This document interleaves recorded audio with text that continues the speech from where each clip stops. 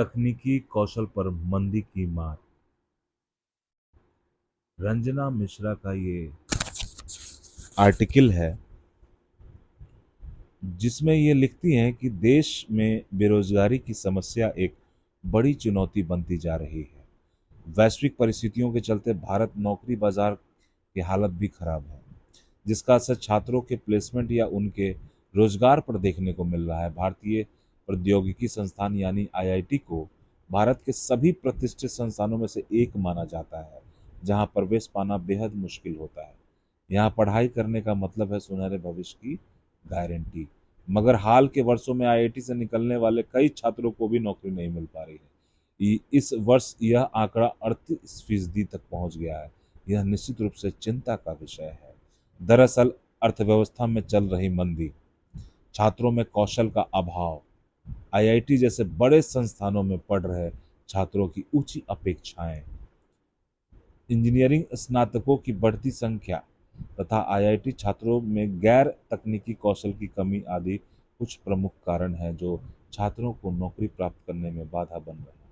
वर्ष 2022 में देश भर के सभी 23 आईआईटी के कुल 17,900 छात्र प्लेसमेंट या रोजगार के लिए पंजीकृत हुए थे, लेकिन इनमें से केवल 14,490 छात्रों को ही कैंपस प्लेसमेंट मिल सका।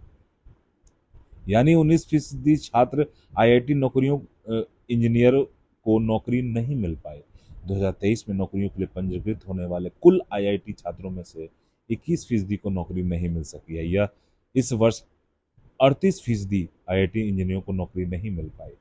हालांकि आईआईटी से स्नातक करने वाले छात्र बहुत से छात्र नौकरियों के लिए खुद को पंजीकृत नहीं कर रहे थे, क्योंकि वे स्नातक के आगे की शिक्षा, अनुसंधान या उद्यमिता का विकल्प चुनते हैं। इसलिए प्लेसमेंट दरें केवल उन छात्रों का प्रतिनिधित्व करती हैं जिन्होंने कैंपस प्लेसमेंट के लिए पंजीकरण कराया था, यानी कि रजिस्ट्रेशन करवाया था। पूरी दुनिया को 2020 से मंदी का सामना करना पड़ रहा है। यह मंदी कई वजहों से आई। कोविड-19 महामारी ने वैश्विक अर्थव्यवस्था को व्यापक रूप से बाधित किया है, जिससे व्यापार और पर्यटन प्रभावित हुआ। आपूर्ति श्रृंखला में व्यवधान आया। रूस यूक्रेन युद्ध ने ईंधन की कीमतों, मुद्रास्फीति में वृद्धि और वैश्विक वित्तीय बाजार में अस्थिरता पैदा की है। इससे वस्तुओं की कीमतों में वृद्धि और उत्पादों की कमी हुई है।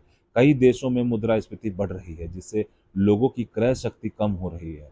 मुद्रास्फीति का मुकाबला करने के लिए कई केंद्रीय बैंकों ने ब्याज दरों में वृद्धि की है, जिससे कर्ज लेना महंगा हो गया। इस मंदी से दुनिया भर के देशों में आर्थिक विकास धीमा हुआ है,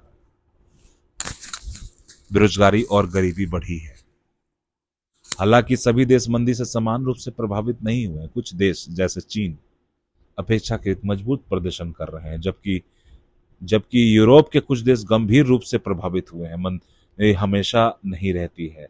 आखिरकार अर्थव्यवस्था ठीक हो जाएंगी और विकास फिर से शुरू हो जाएगा, लेकिन यह कहना अभी मुश्किल है कि वैश्विक अर्थव्यवस्था कब पूरी तरह से मंदी से उबर पाएगी।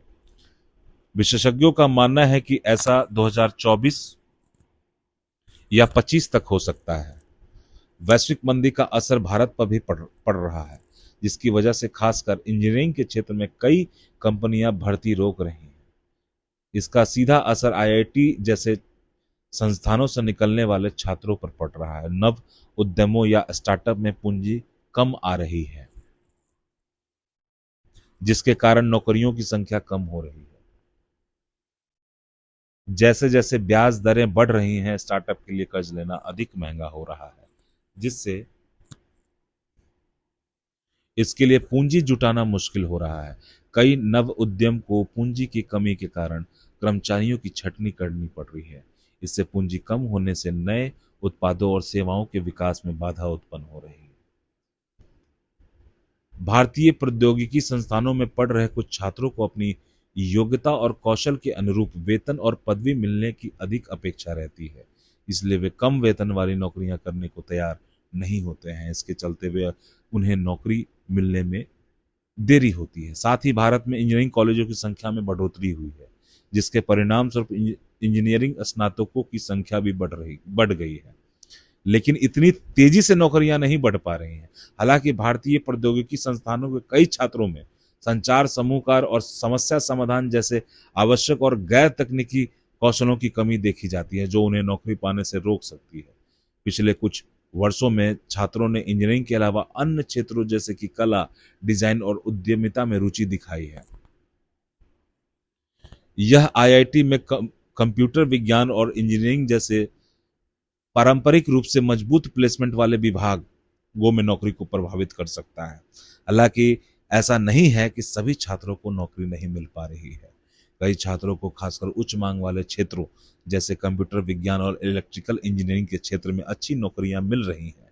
लेकिन जो छात्र नौकरी नहीं ढूंढ पा रहे हैं, उनके लिए यह निश्चित रूप से एक चुनौतीपूर्ण स्थिति है। इन चुनौतियों का सामना करने के लिए कुछ समाधान हो सकते हैं। आईआईटी संस्थानों को कंपनियों के लिए बेहतर संबंध बनाने चाहिए ताकि छात्रों को रोजगार के अधिक अवसर मिल सके। आईआईटी को अपने पाठ्यक्रम में उद्यमिता शिक्षा को शामिल करना चाहिए। इससे छात्रों को व्यवसाय शुरू करने के मूल सिद्धांतों, बाजार अनुसंधान, वित्तीय प्रबंधन और कानूनी पहलुओं के बारे में जानकारी मिलेगी। आईआईटी को उद्योगपतियों, उद्यमियों और सफल स्टार्टअप संस्थापकों के छात्रों के साथ जोड़ने के लिए नेटवर्किंग तैयार करना चाहिए। छात्रों को अनुसंधान और विकास में शामिल होने के लिए प्रोत्साहित किया जाना चाहिए। यह उन्हें नए विचारों और नए नवाचारों को विकसित करने में मदद कर सकता है, जो उनके व्यवसायों के लिए सफलता की कुंजी हो सकती है। उद्यमिता को प्रोत्साहित करके आईआईटी जैसे बड़े संस्थान न केवल छात्रों को नौकरी ढूंढने में मदद कर सकते हैं, बल्कि वे भारत को एक नवाचारी और उद्यमशील अर्थव्यवस्था बनाने में भी योगदान दे सकते हैं। कुछ छात्र नौकरी करना पसंद करते हैं, लेकिन जो छात्र अपना खुद का व्यवसाय शुरू करना चाहते हैं, उनके लिए आईआईटी उन्हें आवश्यक समर्थन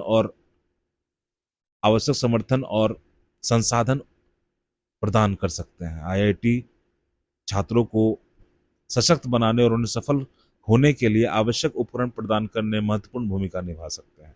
यह भी ध्यान रखा जाना जरूरी है कि भारत में इंजीनियरिंग की नौकरी का बाजार लगातार बदल रहा है। नई तकनीकों के उभरने के साथ साथ कुछ कौशलों की मांग बढ़ रही है, जबकि अन्य कौशल कम प्रासंगिक हो सकते हैं।